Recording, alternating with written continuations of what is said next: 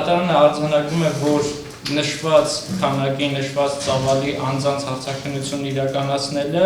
ամենայն պատասխանատվությամբ խոստանում եմ հնարավոր հաջորդական, հնարավոր սեղմ ժամկետներում հաջորդիվ դատականիստերին դատարանը պատրաստ է ամբողջությամբ իրականացնել։ Արգելի դատարան մենք բոյկոտում ենք, մենք ձեր հետ կապված ոչ մի քիչ ունենք, բայց դուք հաշվի չեք առնում մեր իրավունքները, դուք մեր վիճակը չեք պատկերացնում։ Դատարանից ենք խոսում, դատարանը, եթե մենք հույսներ ներդրել ենք դատարանի վրա, որ դատարանը արդար կլինի, բայց ես հասկանում եմ,